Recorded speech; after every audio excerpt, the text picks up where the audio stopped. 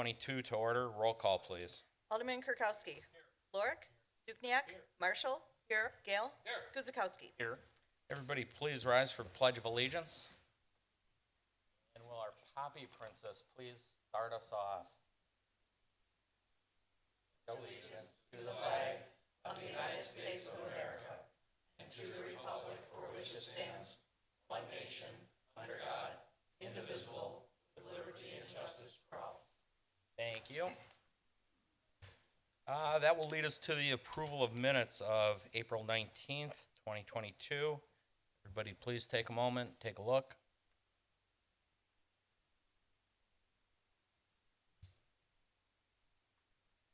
There's no discussion and or errors, omissions, corrections. Motion, please.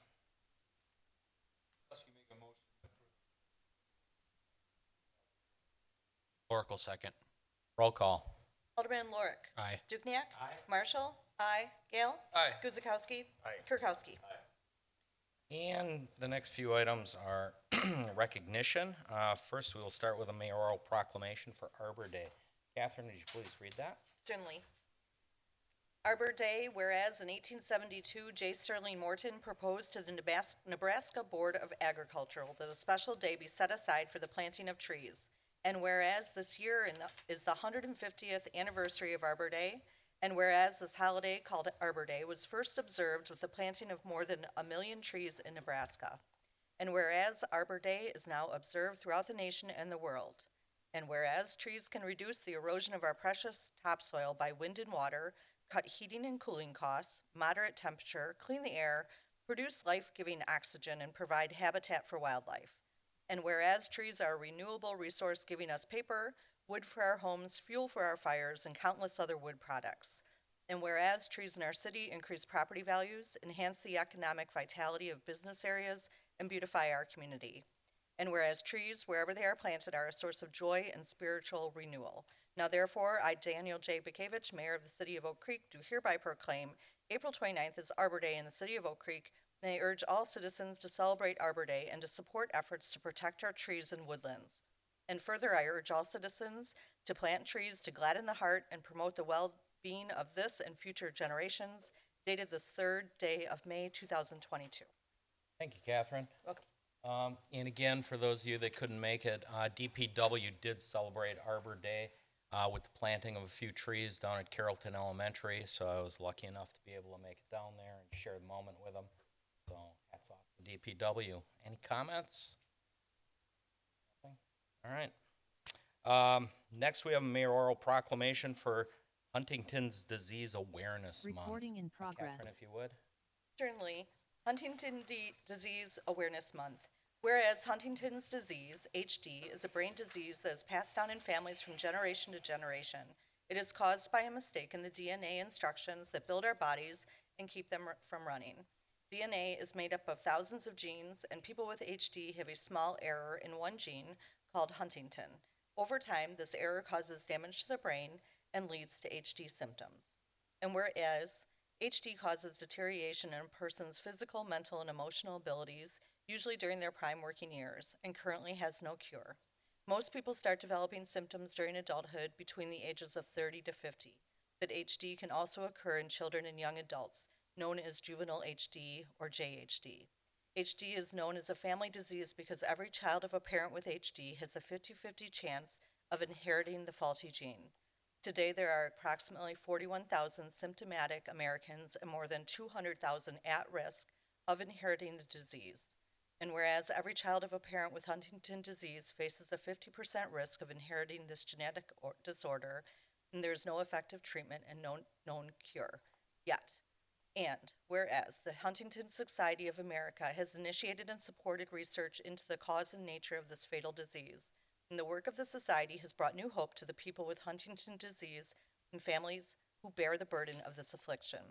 And whereas research continues to offer the promise of early diagnosis, treatment techniques, and ultimately a cure for Huntington disease.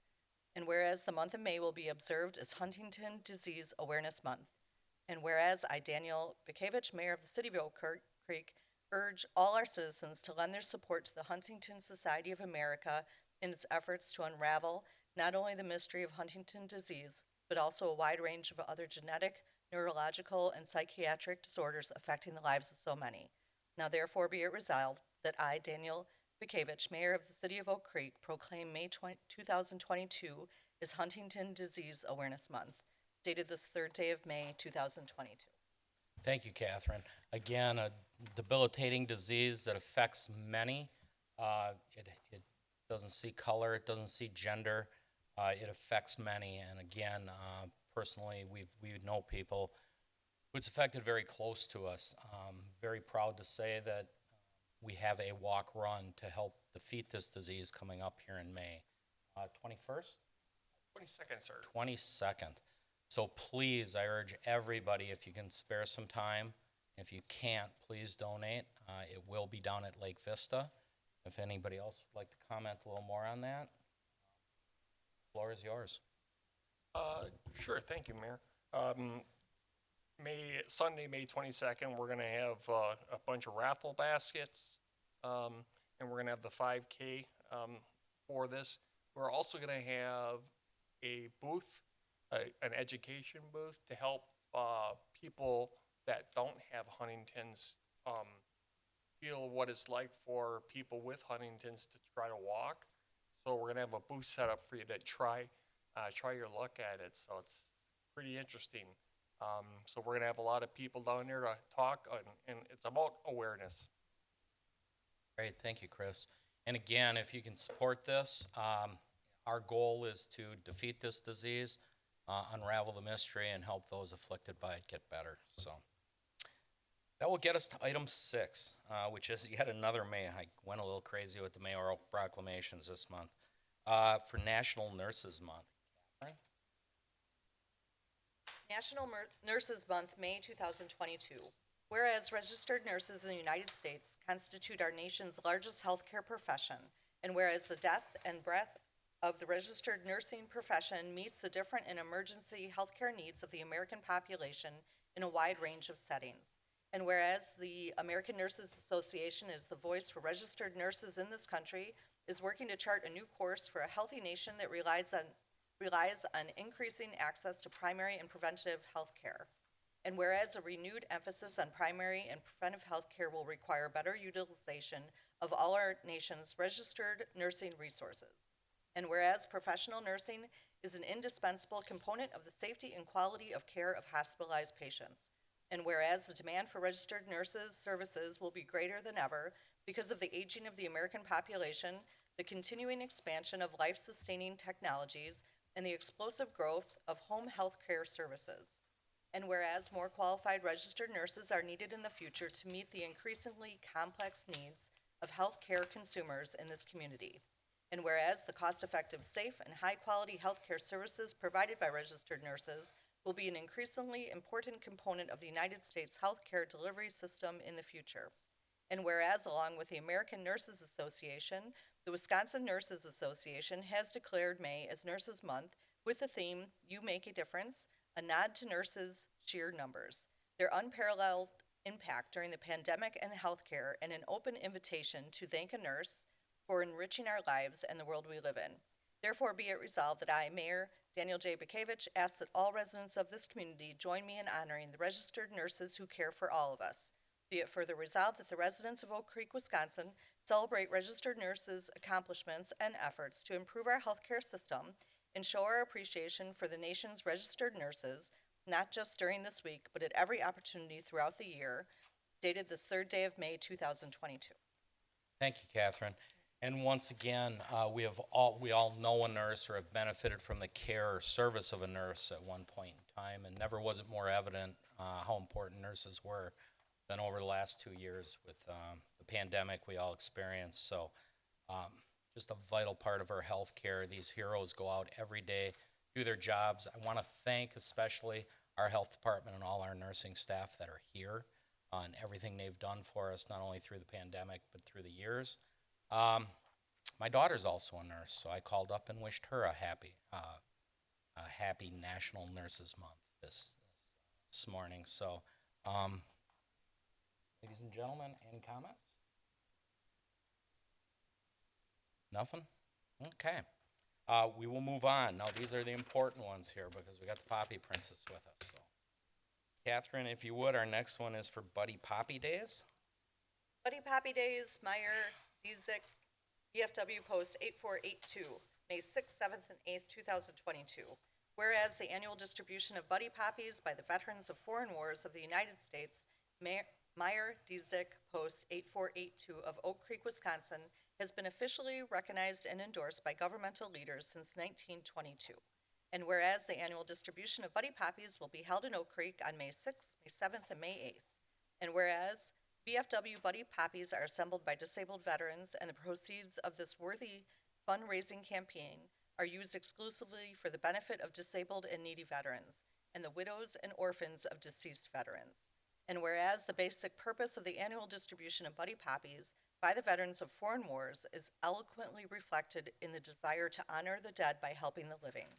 Therefore, be it resolved that I, Daniel J. Bukevich, Mayor of the City of Oak Creek, do hereby urge the citizens of this community to recognize the merits of this cause by contributing generously to its support through the purchase of Buddy Poppies on the days set aside for the distribution of these symbols of appreciation and the sacrifices of our veterans.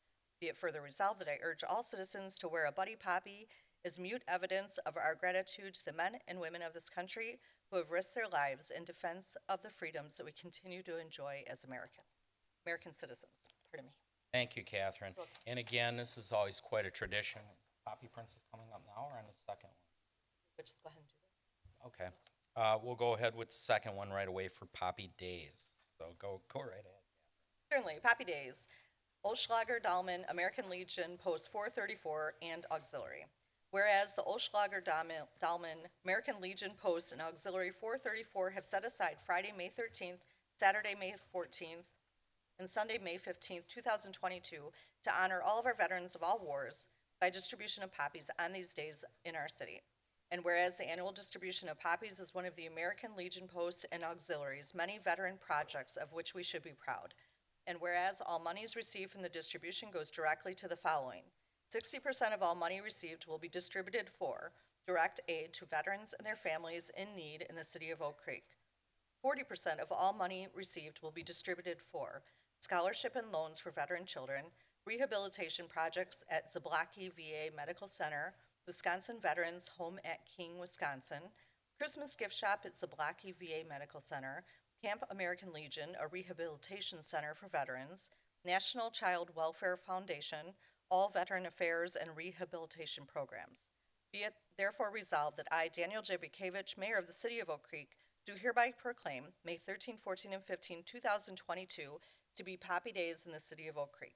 Be it further resolved that I encourage the citizens of Oak Creek to contribute generously for the annual Poppy distribution by the American Legion Post and Auxiliary 434. Thank you, Catherine. And as I was saying, we are fortunate and we have quite a tradition here. We always bring the new Poppy Princess in every year, and we are the first ones to be able to donate to those worthy causes. And tonight we have Avery Smith with us and grandparents Jeff and Kathy Grom. Nice to see you all. So Avery, would you like to come up and give us poppies? And just to show you what a tradition it's been between Mayor Stevie and myself, we got quite the collection going, so. Oh, yours? Yep. We're going in front. Okay. Really? Yep. In this building, I guess. You don't let Avery.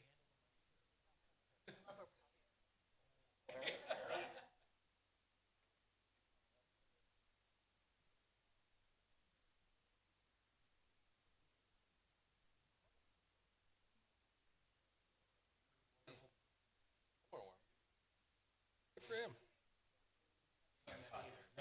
Dukniak, pony up down there. Come on now. There you go.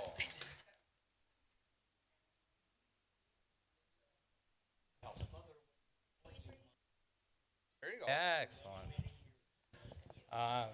Yep. Yep, her parents volunteer throughout the city very much at Veteran Affairs, at the VA, the Legion, Riders.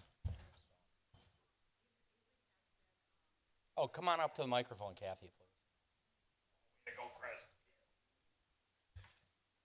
Avery has been selected as the Poppy Princess for the May 21st honor flight down at the airport this month, so she'll be handing them out there.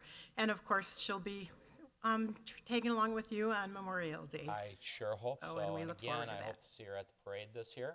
Oh, yes. Very kind. April Thank you. 22nd, did you say she was gonna? May 21st, she'll be at the honor flight. Awesome, good to know. Thank you so much.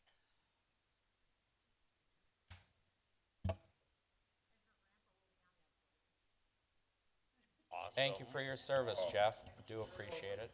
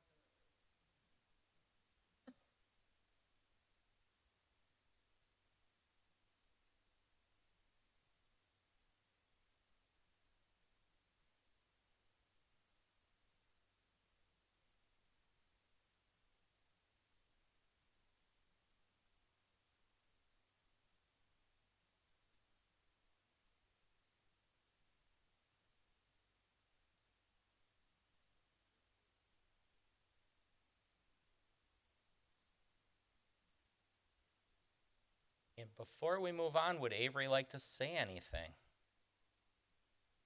No? You don't have to, Avery. There you go. You're welcome. Thank you. Okay, that'll get us through our recognition, and we will go on to our first public hearing of the night. And that is consideration of a proposal submitted by Tracy Erickson of Peak Car Wash for a conditional use permit for a car wash on the facility at the property at 140 West Putes Road. Catherine, would you please read that in the record?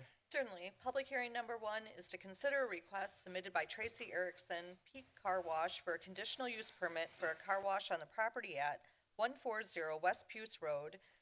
Note that this is a rescheduled hearing from the April 4th, 2022 meeting.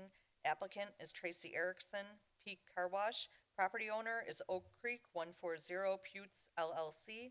Legal description there follows. Date of notice is April 6th, 2022. Doug? Thank you. Good evening. My name is Doug Seymour. I am the Director of Community Development for the City of Oak Creek, and this is a public hearing and a request for a conditional use permit by Peak Car Wash for the property at 140 West Putes Road. The property, which is highlighted in red on the screen in your packets, is just on the north side of Putes Road, just west of Howell Avenue, kind of tucked in behind the Speedway gas station, the Oak Creek Center Shopping Center. The proposal is for a roughly 5,136 square foot automatic car wash building, which includes a small office as well as a pet wash on the southwest corner. Interesting. Concept plans do show the building oriented kind of in east-west manner with the front of the building facing Putes Road. There are parking and vacuums that are centered on the property behind the building. So the building itself, the front of the building per se, will be facing the traveling public along Putes Road, and the parking will be screened behind that building. There would be a maximum of 8 to 10 employees to be on site in any given shift. The operations are expected to be from 7 o'clock a.m. to 8 o'clock p.m. daily for the car wash, vacuums, and self-service pet wash. They anticipate between 200 and 400 customers per day. This is a conceptual development plan, just kind of again showing the Putes Road being on the bottom, the building along the roadway with the parking and the stacking in the queue to get in the car wash screen from behind that building. Just to note that council and the applicant should be aware, and they are, that there is no water service to the property and that the main would have to be extended. So they need to work closely with the water and sewer utility for those requirements. Stormwater would be addressed at the site building plan review stage, subsequent to the issuance of the conditional use permit. But it's, you know, the stormwater would probably have to be accommodated on-site via underneath the parking lot, but there are options available there as well. So after careful consideration at both the February 8th and 22nd Plan Commission meetings, the Commission did recommend to approve conditional use permit for Peak Car Wash, subject to those attached conditions and restrictions. Now, this being a public hearing, I would ask that anyone has any questions or comments regarding the proposed conditional use permit to approach the podium, give your name and address, and proceed to address your questions and or comments to the Common Council. This public hearing is now open. Thank you, Doug. And as Doug said, this is a public hearing. I will make 3 calls. Anybody wishing to speak, please approach podium, name and address. This will be the first call. Second call. Third and final call. Anybody wishing to speak? We will now close the public hearing and go on to item 10, which is consideration of the ordinance approving the conditional use permit for a car wash on a facility at the property at 140 West Putes Road. Open it up to the council. Steve, I think you jumped up first. Thank you, Mayor. Is Tracy Erickson here? I have a question. It's more of an intrigued issue than, if you don't mind answering for me, please. The pet wash. That was, I yeah, I can't tell you how excited I am to not have to wash my beagle right. in the bathtub and deal with all that hair. Yeah, So, I mean, could you please explain how? I sure can. Yeah, thank you. So it's a self-serve pet wash, and it basically is you bring your dog into the room and you walk them up the plank that goes up to the tray where you where you can wash them. You can get the soap for the dog, the rinse for the dog, make them smell pretty for the dog, and that kind of thing. So it's pretty neat, and a lot of people like to use it. And you say $7. Is all the supplies $7. provided? What's that? Is the shampoo all provided? Yes. Yep. Oh, even better. Yep. It's a dial like you'd see on a self-serve car wash, the old ones, where you can go to the soap or whatever chemical that you want to put on. Oh, sweet. Thank you. Yes. That was it, really. Thanks. And if you could, please just give your name and address for the record. Yeah, Tracy Erickson, 1611 Waterbury Drive, Bourbonnais, Illinois. Tracy. Greg? Alderman Lorik, Second District. At Plan Commission, this was discussed quite a bit. There was concerns over the traffic flow. I realize this is just conceptual, but the conditional use passed planning, and then I think it was brought up just to kind of relook and make sure that the traffic flow is going to work for that location. And our civil engineer has been working closely with Carrie to make sure that we get the configuration of the site the way that works for both of us. So Thank you. Yep.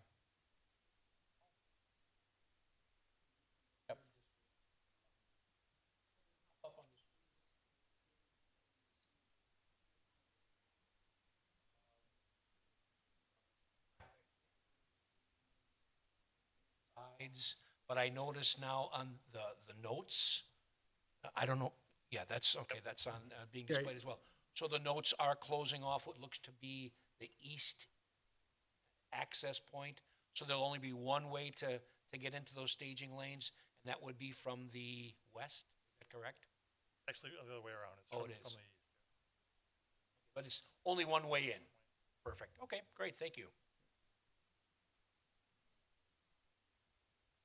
Yeah, Mr. Mayor, I just want to say I haven't received any calls for or against this, and that's all I had to say.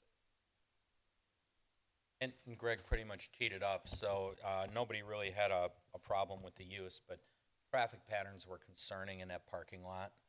This extends out a little farther, and even with the proposal, it still may need some work, but we'll leave that to staff and the applicant. With that, any further discussion or questions? Seeing none, motion please. Guzekowski makes a motion that the common council adopts ordinance number 3032. An ordinance to approve a conditional use permit for the car wash facility on the property at 140 West Chutes Road. Kirkowski will second. Roll call. Alderwoman Marshall? Aye. Gale? Aye. Guzekowski? Aye. Kirkowski? Aye. Lorick? Aye. Dukenyak? Aye. Mayor, just a suggestion at Yes. your pleasure, for folks in the audience, maybe we can take item 20 and 21 and 22 ahead of the survey results, just get those folks in and out of the meeting without having us through that. Oh. 122, and maybe 18 as well. Sarah? Your call, Danny. So Either way, just a suggestion. let's go with 18, 20, 21. So we will go out of order. Thank you for that, Ken. We'll start with 18. So, where am I? Consideration of a motion to authorize publication and write-off of the 2020 delinquent property taxes as reported by our city treasurer. Sarah, would you like to just kind of explain this? This is yearly. Sure. Thank you, Mayor. Good evening, Council. Per our delinquent personal property policy, this is a yearly thing we do to write off the 2020 delinquent personal property taxes that are outstanding. And we also publish them in the newspaper and on our website. And even if you approve, the write-off collection efforts will continue until we reach statutory limitations.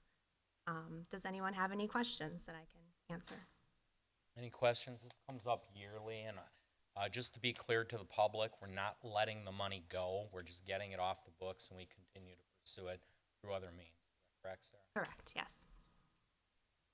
Okay. There's no questions. Motion on 18. Yeah, we'll move to authorize the publication and write-off of the 2020 delinquent personal property tax as reported by the city treasurer. Marshall, second. Roll call. Alderman Gale? Aye. Guzekowski? Aye. Kirkowski? Aye. Lorick? Aye. Dukenyak? Aye. Marshall? Aye. Mike, would you like to go too? We'll just keep it in order with 19. Next, we'll do item 19, please, if you could. I know I'm jumping all over the place, but it's consideration of a resolution approving an amendment, number 3, to the intergovernmental agreement from Emergency Medical Services. Good evening, Kresick. Mayor and Council. Mike Kresick, representing the Fire Department. Tonight requesting approval of a resolution that adopts Amendment Number 3 to the Emergency Medical Agreement between Milwaukee County and the City of Oak Creek. As you may recall, we are in the middle of Amendment Number 2. The key financial consideration of that amendment is that it provides an annual stipend to the City of Oak Creek for the provision of advanced life support services through the Fire Department. This recent budget year, the Milwaukee County Executive upped the amount of budget allocation for emergency medical services in the county from $1.5 million to $3 million. As a result, Amendment Number 3 was created as it affects the stipend paid out to the fire departments. Our projected stipend for 2022 is $170,425, approximately a $52,000 increase over the Amendment 2 value. The stipulation that was included in this most recent amendment relates to data sharing through Milwaukee County. That stipulation, the funding is not dependent on us participating in data sharing, but $500,000 of that extra $1.5 million was allocated for the county to explore emergency medical services reporting sharing options throughout the county. As a note, myself and the rest of the Milwaukee County Fire Chiefs endorsed that project. Be happy to answer any questions. Questions for Chief Kresick? Yeah, very well. Mike, can you just elaborate what kind of data sharing is actually going on? So throughout Milwaukee County, when a patient encounter occurs and a patient care report is created, our medical oversight is Milwaukee County EMS. What this project would essentially do is then allow that those patient care reports that are generated throughout the county to go to a common clearinghouse where data could be obtained from that as far as patient care trends, illness trends, injury trends, in an effort to improve the health of the county through programming. Unannounced trials or Scout trial stuck in there. Separate issue there. Other questions or comments for Chief? Okay, seeing none, motion. Gail will move to approve Resolution 12327-050322, approving amendment number 3 to the Intergovernmental Agreement for Emergency Medical Services. Guzekowski will second. Roll call. Alderman Guzekowski. Aye. Kirkowski. Aye. Lorik. Aye. Dukniak. Aye. Marshall. Aye. Gale. Aye. Thank you, Chief. Thank you. And just staying in order, we're gonna take engineering, because I don't wanna hear I played favorites here between Treasury and Fire. So, next is consideration of a resolution approving a stormwater management practices maintenance agreement with Broadcare Oak Creek LLC for the Broadcare multifamily development located at 441 West Ryan. Matt? Good evening, Mayor and Council. Before you have a consideration for a resolution for the stormwater maintenance management agreement with Broadacre, so stated. This basically covers our section 13 of the municipal code that requires us to have an agreement for any development that is greater than a half acre of impervious, increase in impervious or stormwater management. Within the agreement, it basically lays out their requirements on how they had to maintain it, and if not how it's maintained, how the city can step in and assess and take care of the pond. Here for any questions. Questions for Matt over the maintenance agreement? Pretty standard stuff that we experience, so. Okay, seeing none, motion. Gail will move to approve Resolution 12325-050322, approving a stormwater management practices maintenance agreement with Broadacre Oak Creek LLC for the Broadacre multifamily development located at 441 West Ryan Road. Guzekowski will second. Roll call. Alderman Kirkowski. Aye. Lorik. Aye. Dukniak. Aye. Marshall. Aye. Gale. Aye. Guzekowski. Aye. And we are now in community development, item 21, and its consideration of a resolution approving the final subdivision plat submitted by Jessica Ganther, F Street Development Group for Lakeshore Commons Phase 1 on the property at 4005 East Lake Vista Parkway. Doug? Thank you. So if you'll think of the next two items, both the subdivision plat and the condo plat, in terms of the subdivision plat creates the blocks. So the blocks upon which the condo plat then describes the units. So the first stage is to create the subdivision plat. It again dedicates the streets. It creates those blocks. It accompanies all the development agreements with respect to the provision of infrastructure. And once that is in place, then that condo plat, and as a matter of fact, there may be a series of condo plats that overlay on top of that subdivision plat. So with that in mind, item 21 is the final subdivision plat for Lakeshore Commons Phase 1. Back in February, the Plan Commission approved the preliminary plat for Lakeshore Commons Phase 1, and this is now proceeding. The development phasing in this is a bit different than what we're accustomed to or used to from a typical subdivision development process, and that's given the unique circumstances of this development and the partnership that is taking place between the city and the developers and the conditions precedent upon the site. So it's a little bit different in the fact that typically you don't see a final plat until all the infrastructure's in and it's ready to be dedicated. A little bit different development sequencing here, but everything that was spelled out and is being done in accordance with the adopted plan unit development for the entire Lakeshore Commons development. So the Plan Commission has recommended approval of the final plat for Phase 1 of Lakeshore Commons, and we'll deal with the condo plat in the next item. Right. Thank you, Doug. Questions, comments for Doug concerning the plot? Okay. Seeing none, motion on 21, please. Marshall moves to adopt resolution number 12328-050322, a resolution approving the final subdivision plat submitted by Jessica Ganther from F Street Development Group. Guzekowski will second. Roll call. Alderman Lorik. Aye. Dukniak. Aye. Marshall. Aye. Gale. Aye. Guzekowski. Aye. Kirkowski. Aye.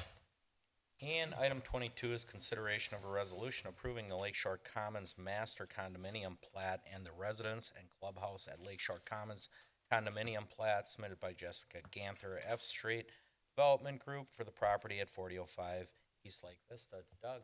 Oh, thanks. Now that you've approved those building blocks that we were talking about, this condominium plat legally describes I'm sure I'm not saying this correctly, but since no owner is actually owning the land or the dirt, it is a legally described unit upon which the physical structure is placed, and that's what the ownership is. And the condo plat as well creates a set of conditions and restrictions and condominium deed restrictions that have to be abided by all of the owners of property and owners of units within the Lakeshore Commons development. And that's notable in the fact that since there are some very unique requirements with respect to Lakeshore Commons and the work and the partnership that the city has had with DNR, it is important that there's a very good set of conditions and restrictions and deed restrictions to manage that project so that it can be safe and it can be sustainable.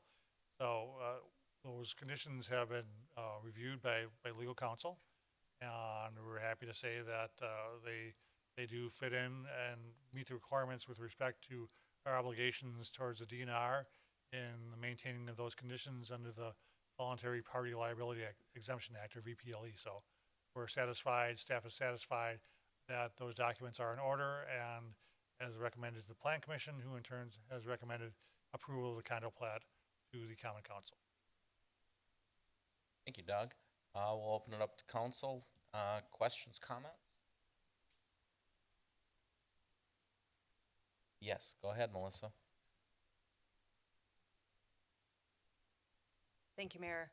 I just wanted to add to what Doug had said and append to that, which is we appreciate the collaboration with F Street and their team.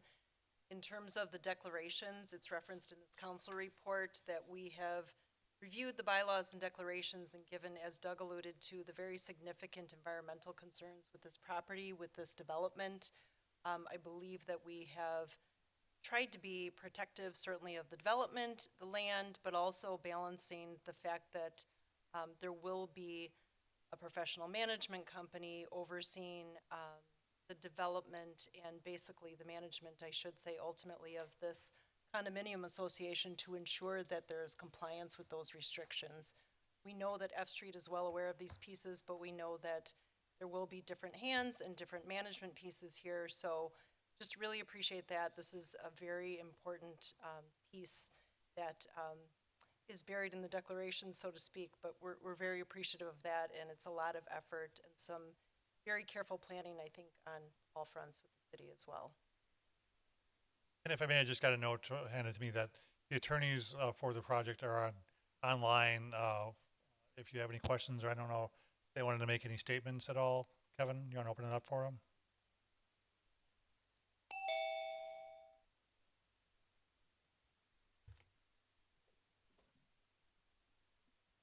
Hi, this is Derek Taylor, if you can hear me, with Hush. Sorry, sir, we're having a hard time hearing you here, at least at the council bench.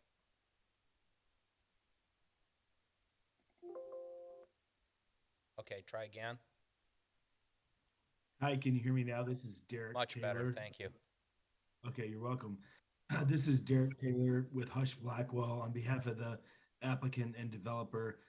I would just echo what Melissa said and confirm that we have incorporated to meet the requirement that the associations and the condo developments at large would be managed by professional management companies as we've discussed and planned this over the last couple of years with the city of Oak Creek, and just want to reiterate our appreciation for your cooperation along the way in working through this complicated development. Great, thank you. As it was stated, as Doug said, it's a unique development, so kind of some unique procedures to move it along here. That's what we're dealing with this condominium plat. So, any further questions, comments? Anything?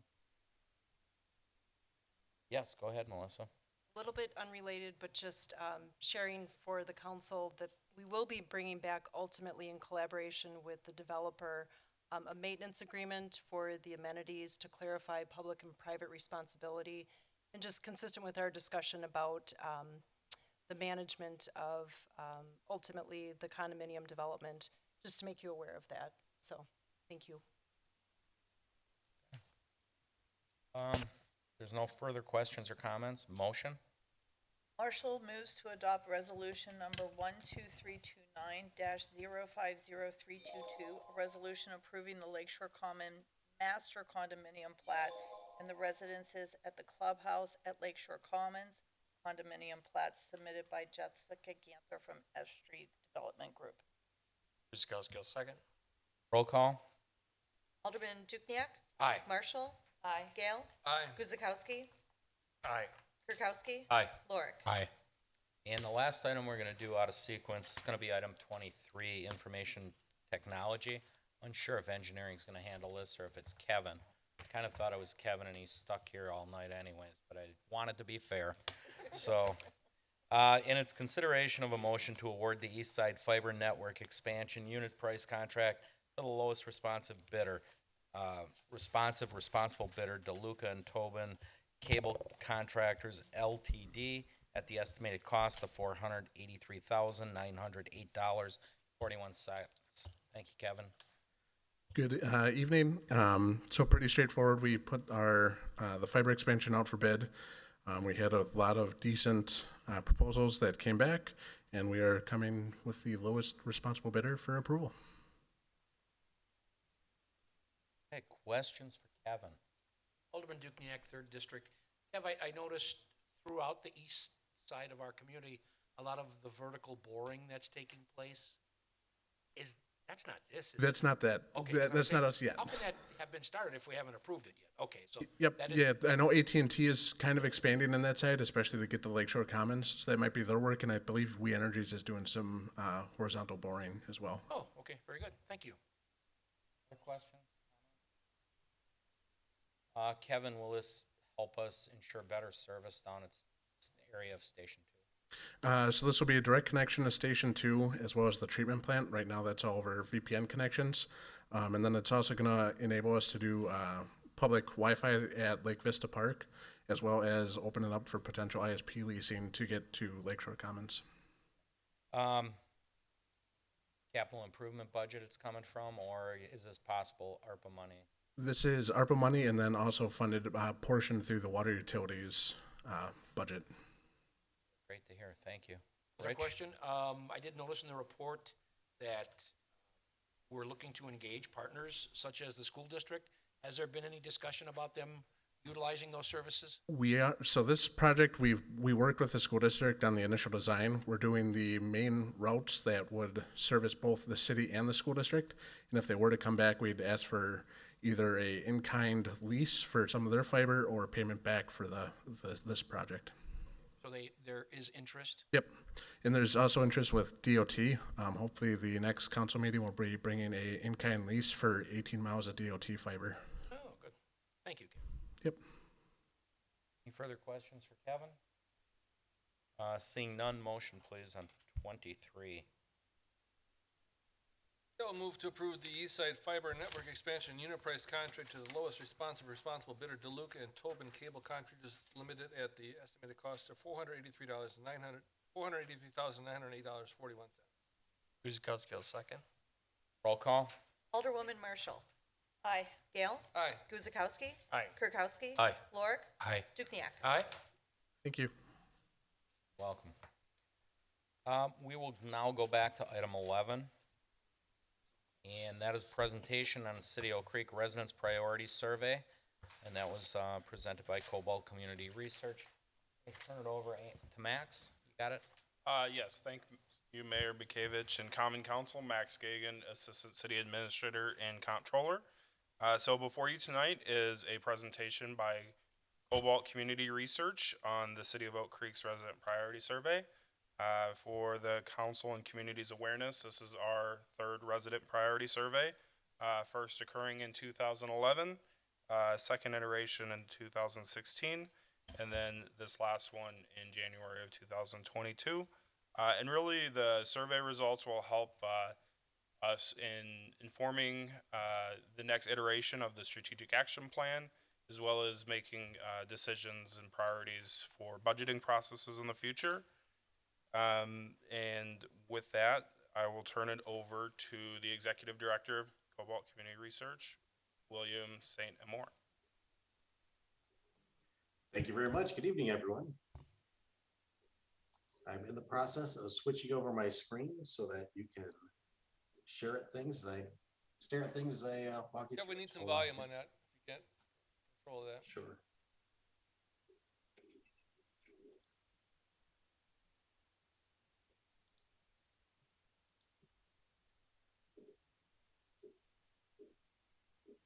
Can you hear me now?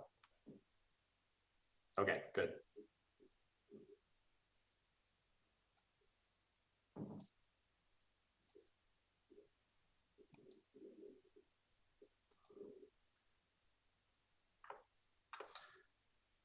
So just some background information on Cobalt and who we are and what we do. We're a 501c3. We're based just across the lake from you over in Michigan. We work with communities across the country on these kinds of engagements. Why research matters? There's a number of important reasons. One is just looking at the values and priorities that your residents have, making sure that you're engaging with them regularly to help you communicate more effectively about what's going on, and really to help you guide city decisions and then talk about city decisions as well. Understanding the perception also helps you promote the services and programs provided by the city, because there's often a mismatch between people's expectations and what the city offers. So this helps build some of that alignment. Helps with difficult decisions that you might be looking at, particularly with resource kinds of decisions or ordinances. Helps you balance demands of vocal minorities with the reality of limited resources.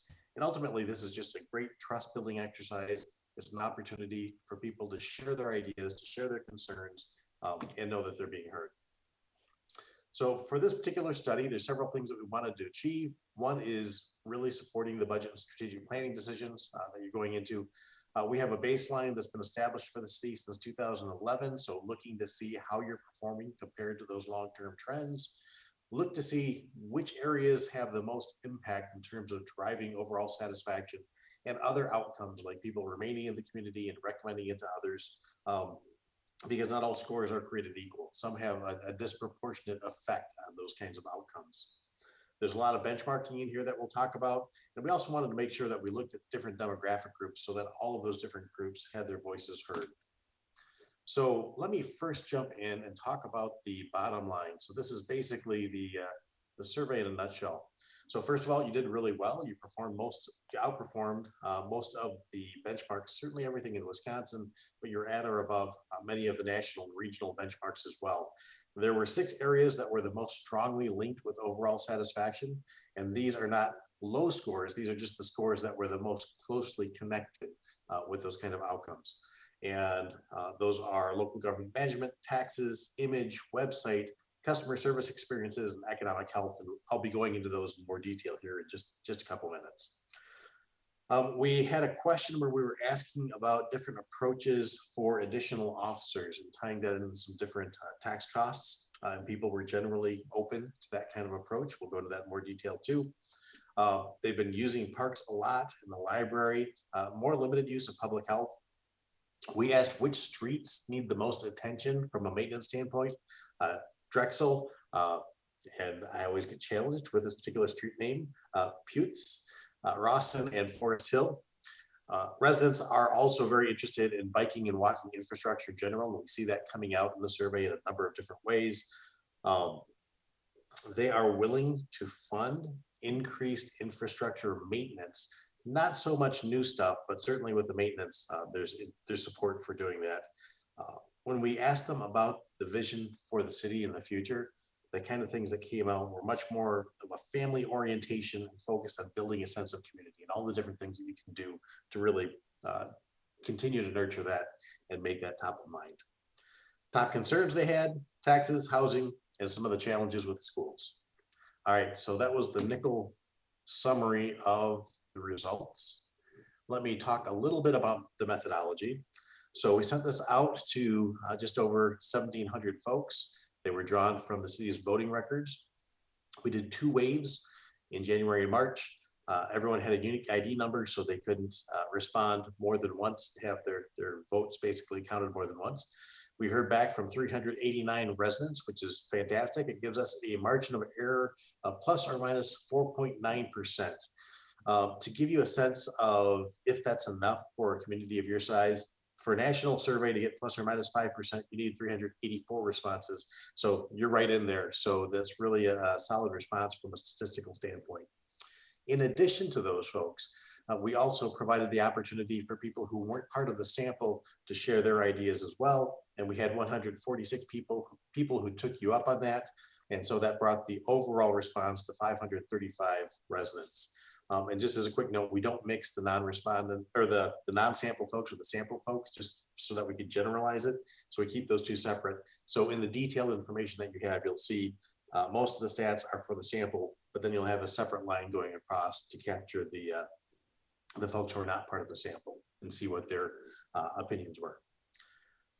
Response pattern, very similar to prior years. The only difference, there was a little bit of an increase in the number of retired responses and a little bit of a decline of people who work outside the city. And we have all of those details in the crosstabs available to council. So number of tools that you have available. We do comparison scores with other local governments in our annual index across the Midwest, across the nation, and also for Wisconsin, because we do oversample for Wisconsin as well. We compare the scores also to non-governmental groups, and this is part of the American Customer Satisfaction Index. So you can compare to different industries, different companies, and just get a sense of how well you perform against some of these other kinds of entities. And the reason that we do that is because your residents often don't compare your performance with the performance of other communities across the state. Instead, they compare your performance with other organizations they do business with, whether it's a bank or insurance company or whatever. But this just allows you to have some of that additional context if you want to dig into it. And last of all, we do some crosstabs where we do a lot of thermal mapping so that you're able to really look through a lot of data and draw your eye right to some of the patterns. And I'll talk about that here in the next slide, if it comes up. So this is a tiny sample of what it offers.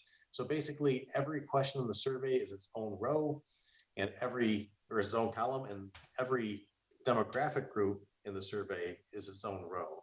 So this is just a handful of them. It actually goes on, it's a huge file. But we shade things with higher scores with blue, lower scores are more of the reddish pink, white is kind of neutral in the middle. And you can see generally where the scores are higher and lower because of the coloration, but also if you drop down the columns, if it's pretty consistently the same shade, then you know that regardless of demographic cohort, people are having basically the same experience or have the same kind of perceptions. If you have a little bit more checkering, then that tells you that maybe there's a particular cohort of folks that are having a bit of a different experience. So as you're having conversations out in the community, you can have a more detailed kind of question instead of just how are things going in general. Instead, you can say, what are some specific things that we can do with public health to make your experience better, and have that more detailed kind of conversation. All right. So that was the general stuff. Now we'll start diving into the results. So your scores in context, they're here in blue for some of the summary things we wanted to point out. You can see that your scores outperform Wisconsin pretty much across every metric. Then you are above or at the benchmarks for similarly sized communities in the Midwest overall, across the nation, for similarly sized communities across the nation overall. So very solid. You've been working on the stuff that you deliver, and you're doing a good job overall. Now we wanted to take a look also at your performance compared to the last few iterations of the survey. So what we're doing here is just giving you some of that additional context, and then you can see, are you above or below those benchmarks? This is just a summary of all of the questions. And the areas that are in green are those 6 areas that are the most strongly correlated with overall satisfaction. So you can see taxes, that score dipped a little bit. Local government management dipped a little bit. Economic health overall stayed about even from a statistical standpoint because it's plus or minus 4.9%, and so on. So website had a big jump as well. And I'll go into these in more detail as well. So one of the things that we look at is not just satisfaction, but certain outcome behaviors that communities care about. Those are things like recommending Oak Creek as a place to live, remaining there for the next 5 years, being a community volunteer, encouraging someone to start a business in Oak Creek, and supporting Oak Creek government. So what we do is we have your scores for 2011 in this gray color. The light blue is your 2016 score, and the dark blue is your 2022 score. Then the green is the Wisconsin benchmark. The yellow is Midwest similarly sized. Brown is Midwest overall. Red is national similarly sized. And the darker red is national overall. So just to give you some of that context as we go through these scores. And again, for the most part, you are above the benchmarks or at the benchmarks for most of the scores. You can see, be a community volunteer, you drop quite a bit and you're below the benchmark. So that's something that you may want to pay some attention to, particularly with some of the themes about community engagement and community involvement. So that's an area that you might want to just jot down and think about as you go into the planning. Encouraging someone to start a business in Oak Creek. You can see that's been slipping down, still outperforming Wisconsin in a very solid way, but that's something that you'll want to keep an eye on as well. So we use a lot of bubble charts. We didn't throw so many at council because we wanted to get home before midnight, but staff have seen a million of these. Essentially, the way that you read them is that the top 2 quadrants are your relative strengths. Your bottom 2 quadrants are your relative weaknesses. The biggest drivers in terms of the things that are the most closely linked with overall satisfaction are on the right, and the ones that are more optimized and aren't as strongly linked currently are on the left. So this next chart is going to be a little bit of an eye chart. This is basically every question in the survey just dumped onto this thing. But this just allows you to see that by color, things tend to cluster in certain ways. So staff have been looking at this in more detail. We're not going to go over this level of detail tonight. So instead, what we did is we just backed off, looked at the overall scores for each of these areas so that you can see the relative performance of each. So these 6 bubbles over here are the 6 that we had listed there on the summary page. So these are things like City Hall experiences, city management, economic health, image, the website, and 34 down here, which is taxes. 112, which is right here on the line, is social media. So again, pretty much optimized for the things that are over here, including some of the housing issues, things that are more of a driver that have a lot of sizzle in them in terms of moving your score up are on this side, whether it's a relatively lower performing area or relatively higher performing area. One other thing I want to mention is that your lowest scoring area is still a 45, which is not a bad score. Most of your other scores are well above that. So this is not a chart that says, oh, you have these terrible problems. Instead, this is a chart to use for tuning to help you continue to ratchet up the experiences that folks have with the community. One of the things that often come up is some of the things that are up here in this quadrant are things like police and fire department, fire and EMS. The fact that they're up here does not mean that they're not important. That's not what this chart is looking at. Instead, this is looking at more of a differentiation between services and those outcome behaviors. So if you think about buying a car, and one of the things that help you choose between one car and another car might be things like the mileage that it gets, or the styling, or the price. It's not whether or not it has a steering wheel. And police and fire are often something that's just expected to work within the community. And in your case, they are. But that's kind of how you read it. These are the things that differentiate, like the mileage or the styling or the pricing. These are the things that are just, they're solid, they're doing well, but it's not the thing that helps people choose between your community and another community. All right, this is the most painful chart that I'll be sharing, and then it gets easier from here. So what we're looking at is overall image. So the brand that Oak Creek has in the minds of your residents.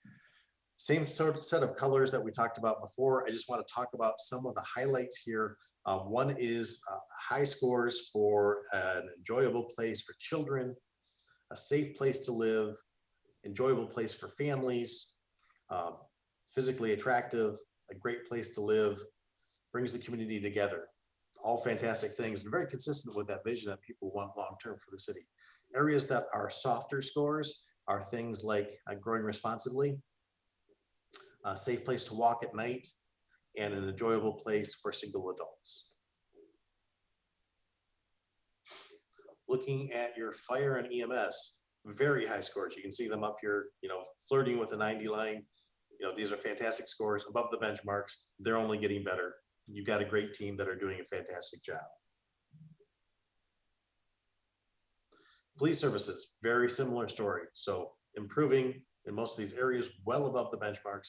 Enforcing the traffic laws doesn't have comparison with other benchmarks, which is why it's blank over here. But again, very solid scores, but a little bit softer than it was back in 2016. One of the things that we've been looking at with police, particularly given some of the things in Minneapolis, not in Portland, is breaking apart the results by different ethnic group and by age, see if there's any significant differences. And what we see is, other than the 18 to 24-year-old group, for the most part, the experiences are very consistent across demographics, which is very encouraging. One area that was particularly low was safety education. So that's something to keep an eye on. There's a fairly small group of people responding in this particular age group, so you get a lot more variation in that kind of response.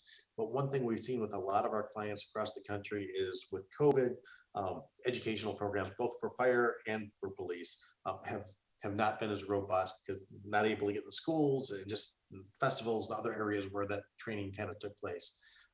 So thinking about safety education and how to start re-engaging the community on some of those types of things. The proposal regarding the police. So this was looking at some different scenarios as far as providing funding for various levels of police to be hired. In general, about 34% of your residents said, yes, I support this. Only 15% said no. You had another 32% or so saying that no, they don't support this particular approach, but they would support some sort of alternative option.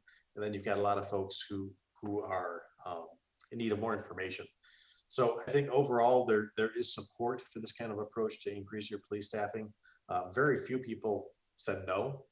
It's just a matter of finding the right mix to make sure that the needs are accommodated. Customer service for the city, again, above the benchmarks. For most of the areas, follow-up provided by staff was a little bit weaker, but still you're outperforming Wisconsin.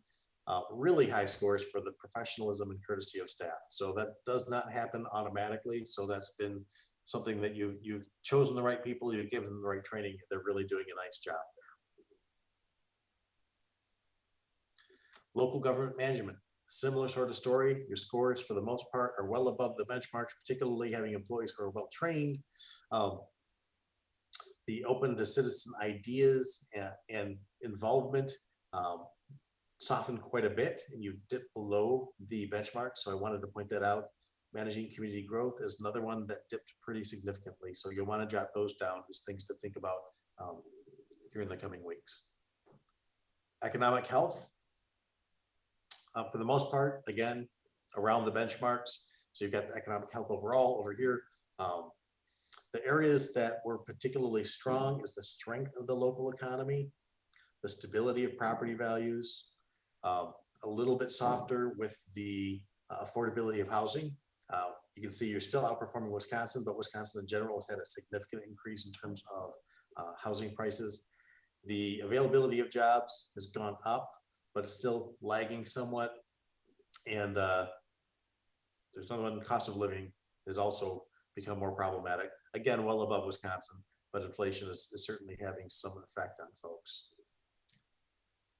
Looking at housing affordability specifically, this wasn't as strong of a driver for the community overall because most of your community has housing already, but it is an issue that's showing up for some of your younger residents, folks that have lower household income levels.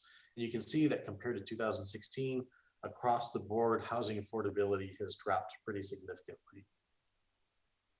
When we look at housing availability, also fairly low scores, hasn't dropped as much for the most part, but you can still see that these have dropped quite a bit from 2016. So single family residential housing, in particular, housing choices for college graduates and young families also dropped significantly. Library services. Libraries have been some heroes throughout this COVID period, and your staff there have been doing a fantastic job. Scores overall are going up above the benchmarks. So really across all of the different questions, the hours of operations were your lowest score. Customer service, again, as we saw with other things, looking at your staff, very high score. Looking at the use of the library, so only about 23% of your residents did not use the library at all in the past past 12 months. And then you can see the breakdown for that. So pretty high use. Looking at parks, again, we've seen utilization of parks increasing across all of the different communities that we work with. Your parks are doing a great job, again, above the benchmark for the most part, improving compared to prior surveys. We also added a couple of questions looking at some rental options. So we have a baseline for those. We don't have benchmarks across other cities to look at those two particular questions. So we'll just see that develop over time. Park use, if you look at the percentage that never use it, so only about 12%, and the rest are pretty heavy users of your park system. And this will tie in when we're looking at walking and trails and biking and some of those kind of things. Transportation. Transportation is always a challenge, particularly with communities in the Midwest. You're doing a pretty good job for the most part. Your higher scores, road signage, street lighting, traffic signals, bridge maintenance and repair are all good. Lower scores for public transportation options, and also the accommodation for bicycle and foot.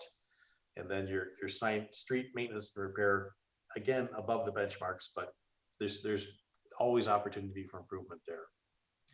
When we asked which specific streets are in special need of repair, we did a word cloud. So the words that came up most often, the street names that came up most often are the largest. And so you can see that for yourself. We've got Drexel, we've got Cutes, we've got Rawson and Forest Hill all popping up in a pretty big way.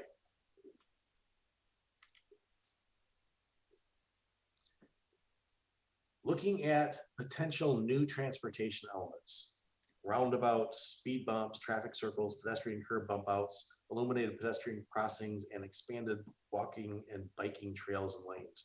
You see, for the most part, not a lot of support for many of these, but pretty significant support for the pedestrian crossings and the expanded walking and biking trails. When we asked if they would be willing to pay more for these things, most folks, this orange, said, no, we really don't want to pay anything new for those new elements. And then you can see the folks that are in favor of those, the ones that had the most support in terms of mechanisms to pay for them are federal taxes and state taxes to get some of that funding available.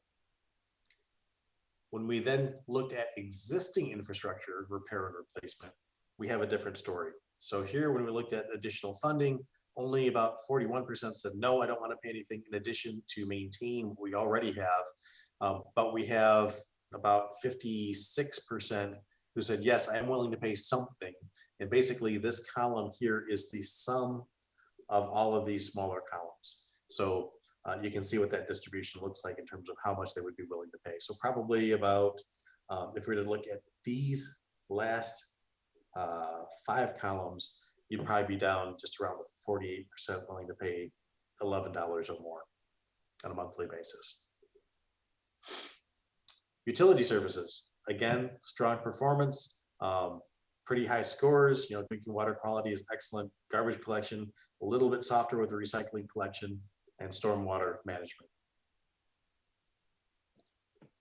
Taxes, everyone hates taxes.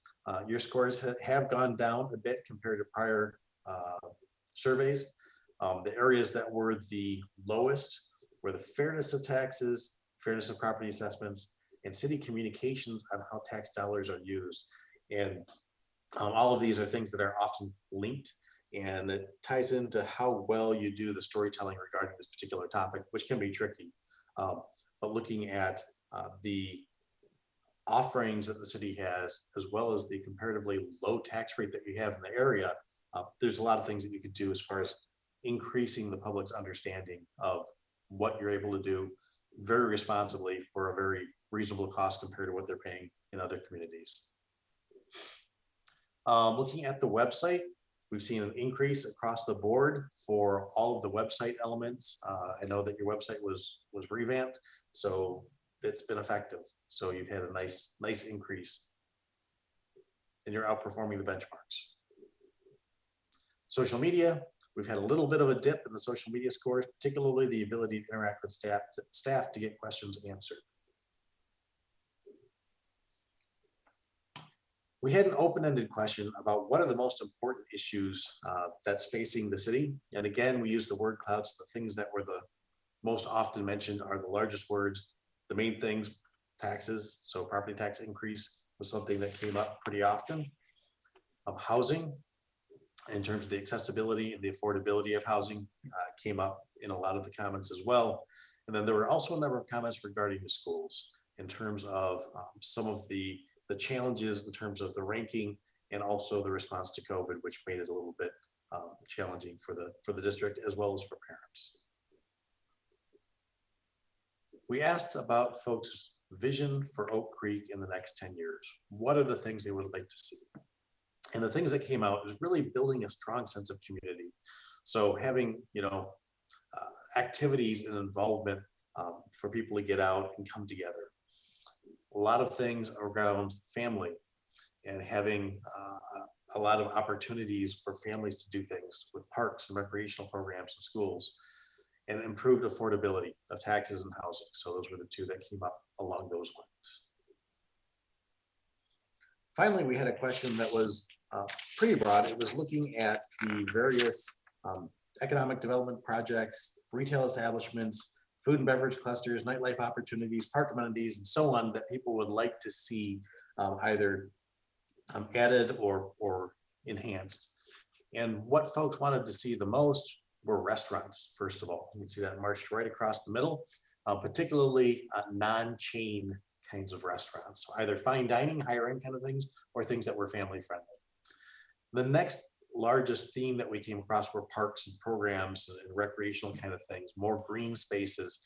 People are concerned about the growth is eating more and more of the space. So they want to make sure that that's locked in and the infrastructure is there for walks, for sporting events, for all of those kind of things. And then the last thing that came up is pool aquatic center kind of themes. So kind of the fun in the sun sort of opportunities that people want to do, get swimming lessons and so on. We asked about special events.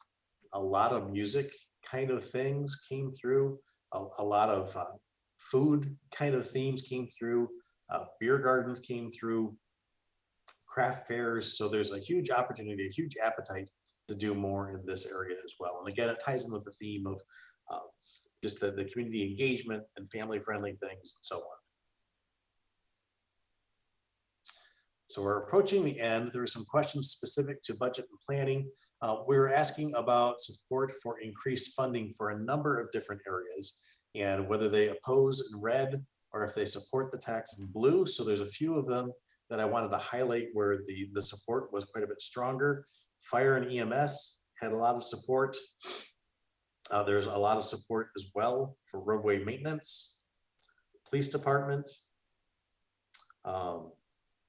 street light maintenance, the state streets, parks, forestry department services, parks and trail improvements, and preservation of open spaces. All of those had support that exceeded opposition. Looking at other types of potential new initiatives, this was a wish list that was just put together to see what people were the most interested in. And the things that people are most interested in is the street lighting, converting it over to LEDs to be more efficient. And then to a lesser extent, looking at loans and grant programs for small businesses and programs to promote an active and healthy Oak Creek. So again, tying in with the walking, the biking, the parks, and those kinds of things.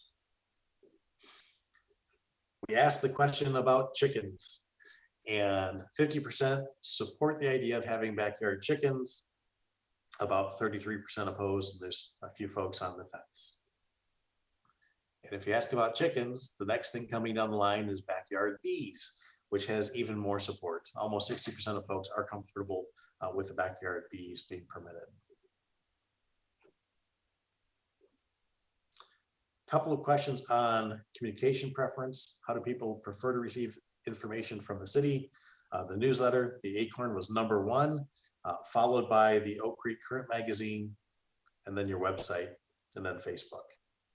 And those do vary quite a bit by the age of the respondents. So you can see things like the newsletter, darker blue in terms of use as people get older, things like Facebook, that kind of fades off, not as much support as people get older, more support with younger folks.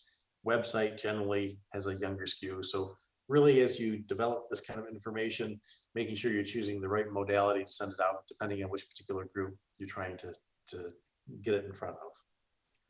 So implementing results. As you think about these scores, think about whether the perception on the things that you want to change, if the score is there because of a perception gap, that things are actually different than what people think. And if that's the case, a perception gap is addressed with communication, education, outreach, those kinds of things. If it's a performance gap where you're actually not performing at the level that you'd like to, then it's really a question of what are the kind of resource changes, the process changes, the tools, the training that needs to go in place to close that performance gap. And once it becomes a performance gap, keep in mind that you'll still have a perception gap and that you'll need to wrap a communications campaign around it to let people know that, this used to be a problem and now it's been addressed. Often that's not done. And as you dive into some of your crosstabs, you'll see that some of your scores for people who have been residents for a long time tend to be lower than folks who have been there for a shorter period of time. And some of that is because of issues that occurred years ago and they didn't know it's been resolved. They've kind of held on to that over a number of years. So a process that's generally used in terms of approaching the results and making sure that they're implemented.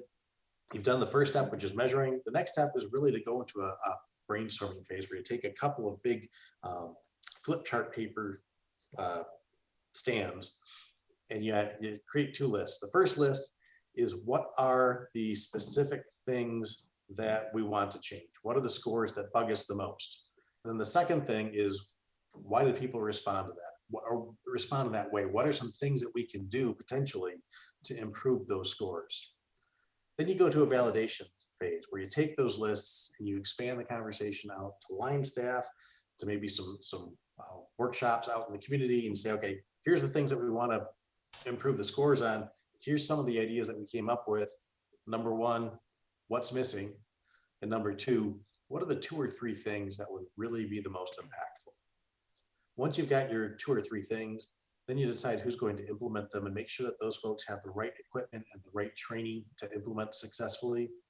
Then the implementation process itself is just process management. So who's going to do what? What's the timetable? How are you going to measure progress to make sure that momentum continues? And then you'll come back again in a few years and measure again to see if you've made progress on those things that you wanted to make progress on. And then also think about how the priorities of the community have shifted as the economic and the political and the social environment shift. So with that, I've done a lot of talking, and now I'll stop and answer any questions that you may have. Thank you very much. Open it up for questions or comments. Andrew, do you want to start? Are we live, Kevin? Sure, yeah, just a couple points. And then after we hear your questions and we have a little dialogue, I'll come back and talk about kind of the next steps with this data, some of the stuff that Will just pointed out on that last slide there. Just to reiterate a couple things. Number 1, the staff didn't want to come here tonight with a bunch of our own observations and color to qualifying the data and what we thought meant what. That's really going to be part of our strategic planning process. We wanted you to hear from Will, the kind of the third party proctor of the survey, the raw detail, and as well as the community listening in or viewing later. But just to reiterate a couple points, you can see by and large, we were above all the metrics for all of the other overlying kind of bands and those parallel or those bar graphs. You can see that we had some dips from year to year, but the general buckets were outperforming the Midwest, the nation, the state of Wisconsin, et cetera. So that was really good to see. Just to reiterate, and I may have you move around on some slides, Will, while we're here, but just to reiterate something to think of when you're going through these data and more detailed information we'll be giving you. The higher connection, higher satisfaction. This is something that Max has preached to us as we've been kind of talking about this. your investments that we made in things that we know we did well, website, communication, branding and imaging, those are high connection, high satisfaction.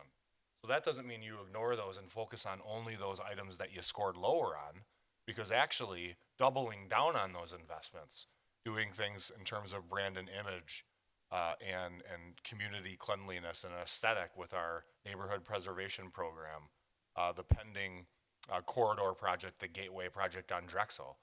It's not about ignoring what we're doing well. It's actually, those have the highest impact of how they view, the residents view us overall as a community. So we have to continue to drive investment in those high impact items, not just focus on the things we want to bring up. Really good point that Will had made there. You guys will love this one. Number 3, this is not a mandate to do or not to do anything, right? There are connective tissues that the Common Council, as the elected leadership in the community, along with the senior staff, need to tie in and say, yeah, they said this here, but they also said this here. How do we reconnect those two? Because they want to invest in police, they want to invest in green spaces, they want to invest in fire and EMS, but only just a little. So how do we reconcile that? You know, what does $11 get us, or whatever the metric is that they were willing to pay? So it's a willingness to invest in certain things that are important to them, but not too much. And that's where you have to reconcile what all that means. Kind of to further that point, Will, if you could go to the strategic initiatives slides a couple of points ago, where we asked very generally,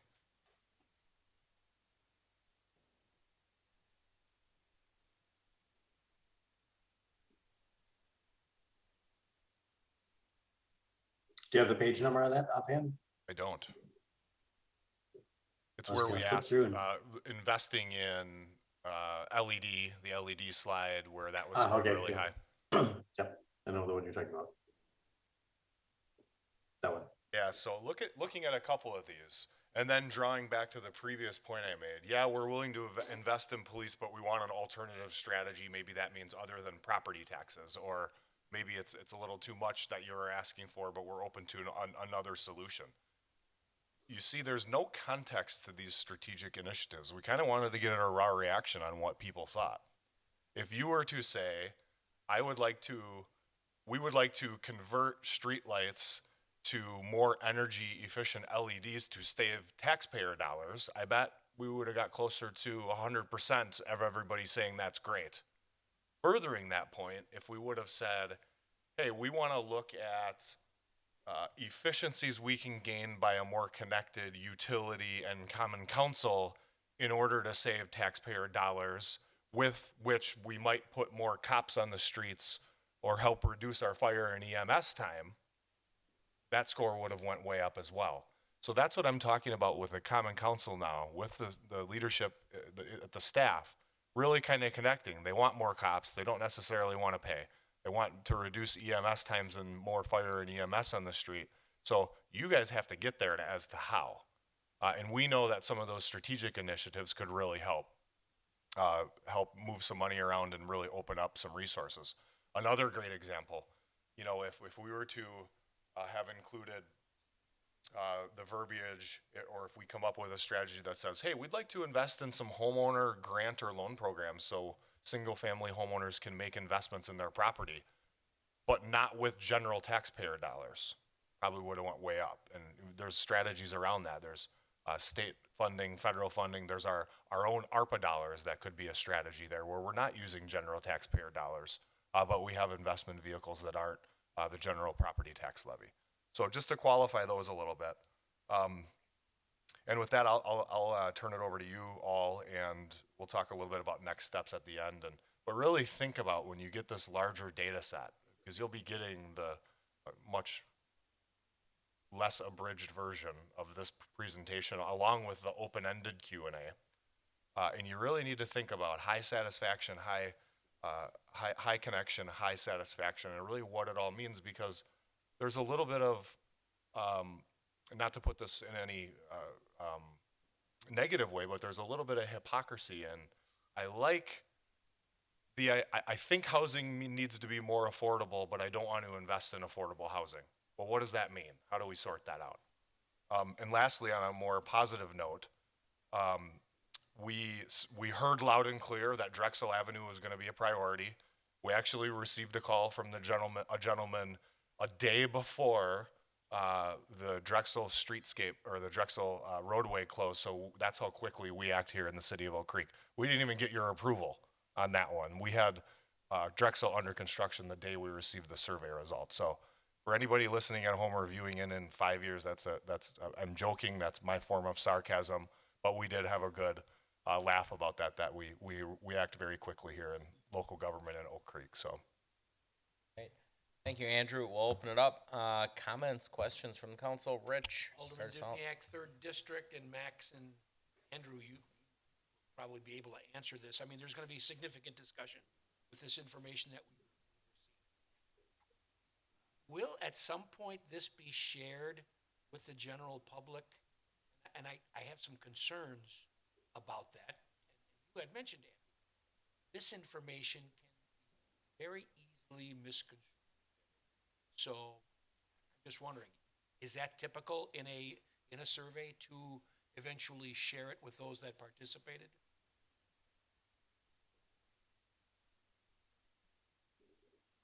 Thank you, Alderman Dukniak. So yes, all the information that's been provided by Cobalt Community Research is on the city website at the link that was provided in the Common Council report. So all the crosstab data, all of the narrative responses to the questions, the open-ended responses as well. That's pretty consistent with how we did presented the information from 2011 and 2016. Really the question is how many people are actually going to then go to the city website to really read through the results. Certainly we can do a campaign through social media or other communication platforms to really advertise that, but certainly there's a large educational piece to it, to really educate residents that, again, not the end all be all, but just data points that need to inform the strategic plan, the budget process. Andrew, I like what you said. We really need then to communicate that with residents, that the survey results, if they were very positive, doesn't necessarily mean that that's a mandate for that action. Is there a plan that's used to try and educate our residents how to interpret this information? So I think, that's not necessarily an education campaign that is going to mean much to a lot of people unless they're trying to use the data for a specific purpose. We know where we're going with this. So, I think it's just really important to note that we've heard you with this specific idea or this specific interest, and we've heard from our random sample of our community survey. And with that, we're going to make an informed decision about whether or not or what we are going to do with that information. So, I would just stress that we won't know who may have a specific interest in using the data, and it's in an education campaign to say, wait, we'll use this information how we want, I think would be a little bit disingenuous proactively. I think that's just the communication you have to do kind of on a one-off or an individualized basis when somebody's kind of waving the data at you. Sure. Greg? I'm just curious, slide number 6 noted that 146 people that weren't part of the sample responded. Where did those people come from? Is it were they forwarded the link via email? Are they spouses of the people in the sample? Where did the 146 come from? So when we do a survey, we provide an opportunity for folks who aren't part of the sample to participate. The folks who are in the sample have a specific unique ID number, so we can identify those folks. The folks who choose to participate, they hear it through, it's on the city website. They know someone who received a survey, for example.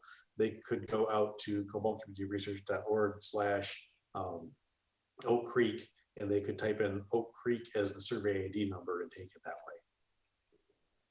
Maybe to add to that a little bit. I can add that, yeah, Leslie posted a Facebook page where you could go, if you didn't get the mailing, you could go to the link and take the survey.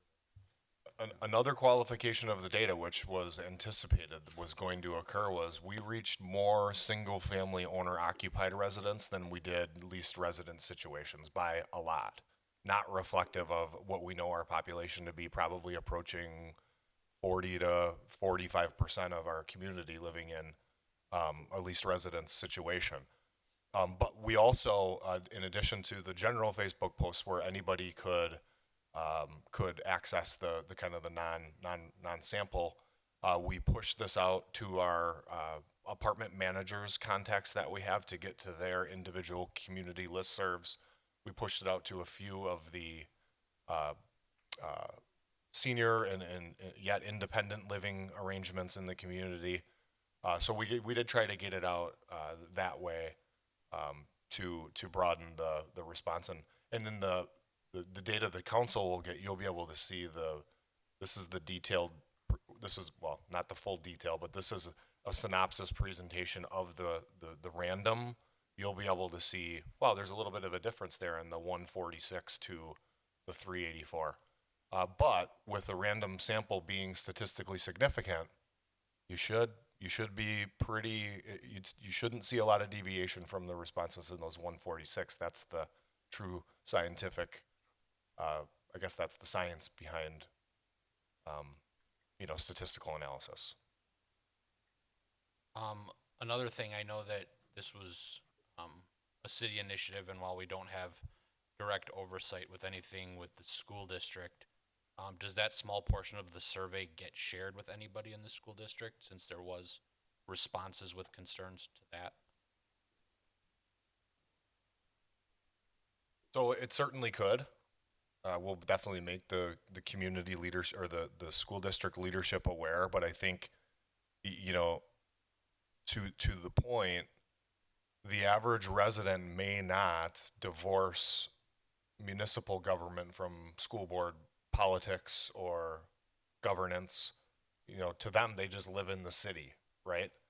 They're not as engaged in how the breakdown of local government responsibility is as folks like the elected officials and the staff who work in local government. So, and you can see, some of the things that you saw in those bar graphs that actually dip down from 1 year or one survey in 2016 to the next it's abundantly clear that national politics that trickle down to the local level influence those types of things, that the school district everywhere, when you pass a referendum, those are usually very close, and either 40% of the people hate you or 60% of the people hate you. That's kind of how it works, right? And that's reflected in, they're not looking at how are the city of Oak Creek's taxes, they're looking at their property tax bill, right? And we know that that's been, we've tried to, and it was a little discouraging to see communication of that financial information, because that was central to our current and former strategic plan, and we did put a lot of effort into that, but we need to not rely just on Facebook, and really looks like print media is going to be where we need to do that.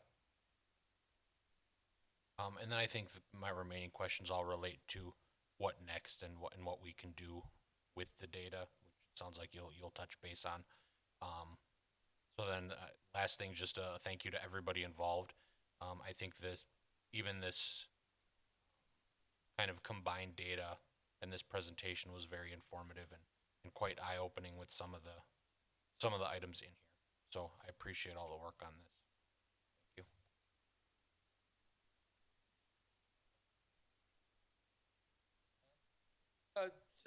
And then a second time seeing this now for me. Danny and I got to see it last week at small leadership team presentation, but I think it's a process here. The more times you take a look at this and hear this stuff, I think it better kind of resonates and maybe gives you a better idea how this stuff is going to inform our strategic action plan process and really trying to figure out and narrow in on and hone in on whether or not it's perception or reality or fact that is reflected in these answers. There's some nuances in the sample base that may shade things a little bit, so we can we can learn a little bit more about that and deal with that. Forward. But, overall, the action here is driven by, really kind of diving in on some of these numbers, really figuring out the education process. Do we have an issue with housing or taxes? School district, Rich, we obviously can't impact school district, but we send the bill out, people in the city. So it's a good start, and it's going to be our job now to kind of winnow through this and figure out what's important. And it's obviously, it's everything in government. It's an ongoing evolutionary process. Great, thank you, Ken. Anything, Chris? No, thank you. Any last words? Andrew, Max? Yeah, so kind of next steps, Mayor and Council, really, I am really encouraged because we have already jumped to the kind of the tying of the loose ends and buts, and they want this but not that. And there is a lot here to inform your discussions in our strategic plan. There's a lot here. Now, our next steps, this is our one of our biggest data points. We are currently in the process of, we're on the precipice of sending out our employee survey to gauge us and hear feedback from us as an employer. And that's our second biggest stakeholder, right? So our residents and businesses and visitors are our biggest stakeholder. Closely second, if not 1B, is the people that work for the city, and helping us be a better employer for them so they can continue to do the good work that the public requires. So that's kind of the second data point, is the employee survey. And then we'll jump into our strategic planning process. Now, you're probably not going to want to go through 80 slides when we're having this strategic plan conversation. So what we propose to do is we'll have a staff working group, maybe 7 to 10 folks, sit down over a few meetings and really try to provide an executive summary that you can easily digest at those strategic planning sessions. So we're not thumbing through slides, and we'll try to provide some of those connective, deductions, if you will, for you. But we'd invite, one or two of you to be on that as well once you get through the more detailed analysis and you really dig into this. Come back to it a couple of times and say, they said this here, but they also said this here. What does it mean?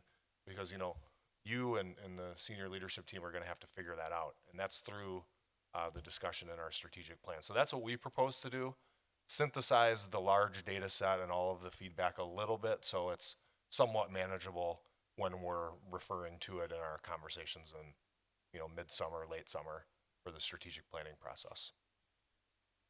And it is a very interesting survey. It says quite a bit, and the one thing it really says about us as a city is we are community driven. We've set our goals and our agendas based on some of the community needs, not just what we're hearing here tonight or our strategic plan, but going back all the way, many councils back on development of lakefront, this property. We've always been very, very goal orientated as to what the community's needs are. So want to really say, this is a public document. It will be out there. Again, it's not binding to us by any way, shape, or form. But again, it helps guide future decisions going forward. And a lot of these are in process. We're never going to be 100% in everything. We strive to really have the highest scores, but some of these scores may not be reflective of decisions that were made here. Could just be circumstances of the current trend going on.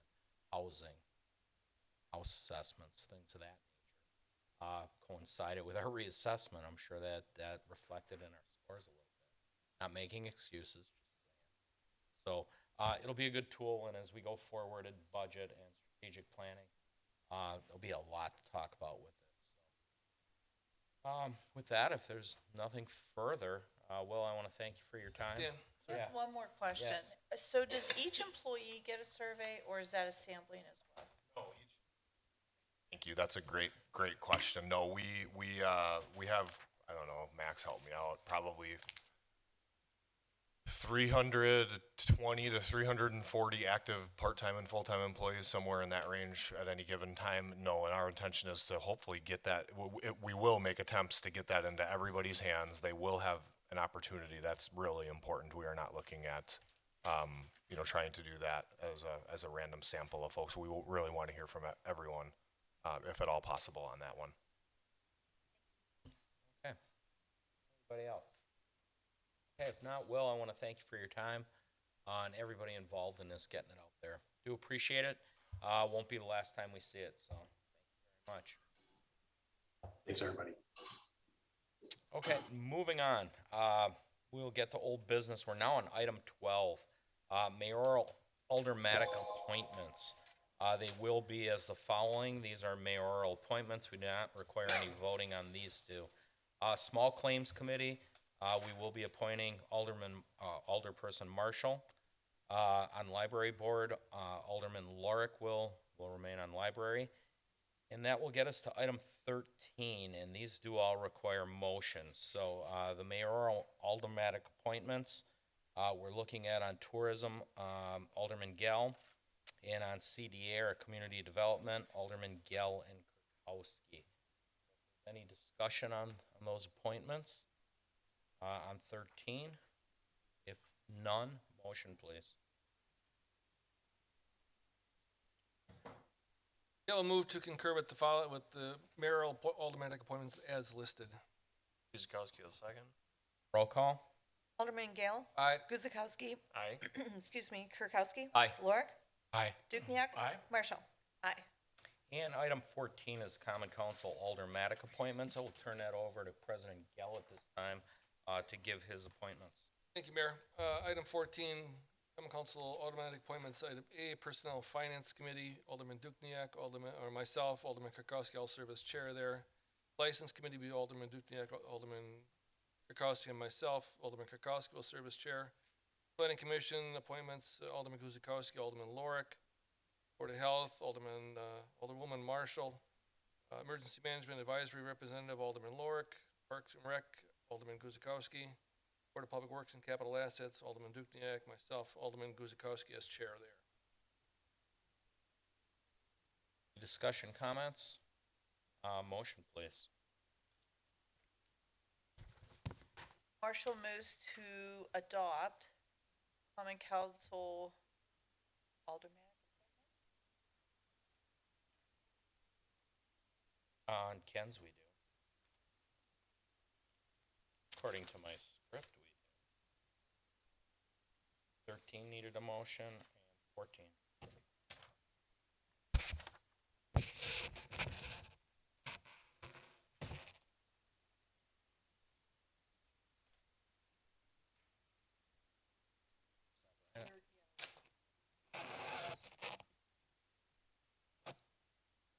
Motion on the agenda, Dan, I don't know if that,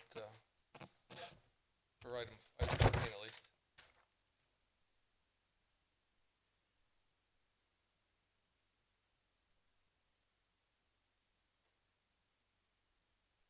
Way will it hurt to have the motion?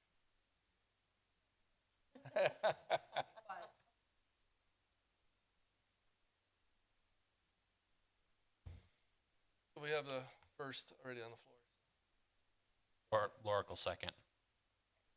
Roll call. Alderman Guzekowski. Aye. Kirkowski. Aye. Lorik. Aye. Dukenyak. Aye. Marshall. Aye. Gale. Aye. Okay. I think we're covered either way. We'll get us to item 15 in new business. It's consideration of an ordinance repealing and recreating section 2.23, sub A, sub 2 of the municipal code regarding Board of Public Works and Capital Assets to clarify the citizen member terms by appointment. Melissa. Thanks, Mayor. So this is just that. This is to clarify terms of appointment for the citizen members of our Board of Public Works and Capital Assets. There was not a term delineated in the codification of this section 2.23A2. There were many changes that were brought before the council and considerable discussion with that overhauling of Chapter 2 and various boards, commissions, and committees. So this was an oversight and defaulted to one-year terms. So consistent with those discussions, the only change to this section of the code is to add the language that the citizen members shall serve for a 3-year term. So this is coming before a subsequent motion for those appointments. Later, I believe it's number 16. So any questions, I'm happy to answer, but really it's a clarity cleanup item. Thank you. Questions, comments? Okay, seeing none, motion on 15. Bill, move to approve ordinance 3036, repealing and recreating section 2.23 sub A sub 2 of the municipal code regarding Board of Public Works and Capital Assets to clarify citizen member terms of appointment. Kirkowski will second. Roll call. Alderman Kirkowski. Aye. Lorik. Aye. Dukenyak. Aye. Marshall. Aye. Gale. Aye. Guzekowski. Aye. And item 16 is consideration of a motion to concur with the mayor reappointments and appointments as follows. New appointments are duly noted. I won't go through reading them all, but if there's any questions, comments? If none, motion please. Bill, move to concur with the mayor's appointments as listed. Kirkowski will second. Roll call. Alderman Lorik. Aye. Dukenyak. Aye. Marshall. Aye. Gale. Aye. Guzekowski. Aye. Kirkowski. Aye. And just a note on the boards and commissions, we did have a thank you last week with all our board members and commissioners. Very well attended, and again, want to thank all these people for their time, experience, and service on those boards and commissions. Item 17 is consideration of a resolution establishing the date and time of the 2022 Board of Review.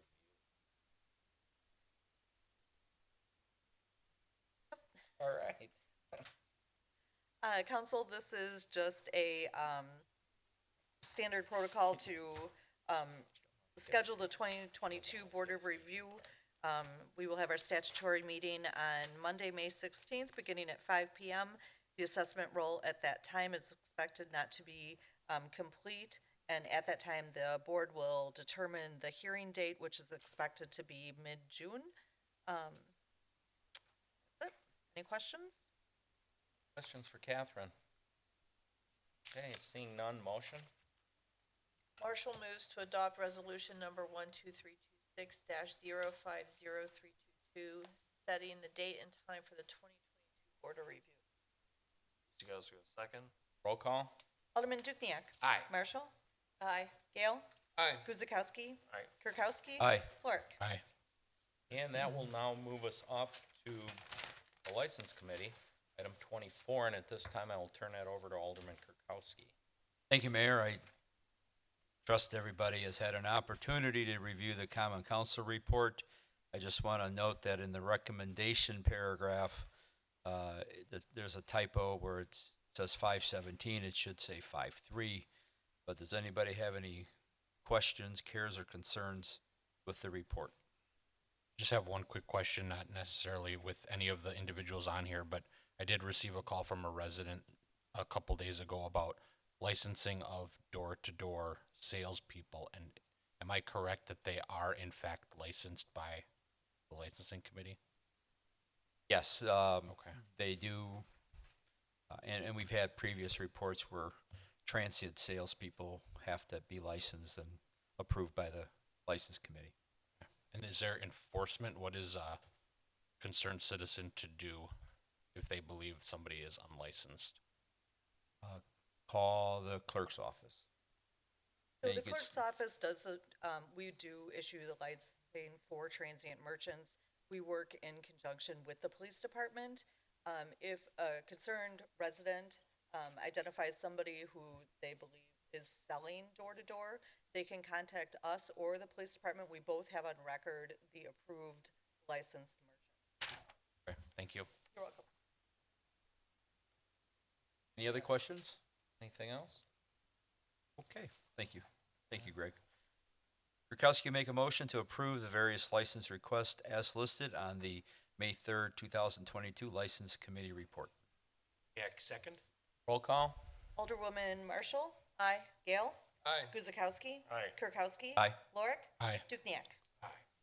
And item 25 is our vendor summary report for April 27th, 2022. Please take a look, and if there's any questions, please just direct it to the appropriate party if here.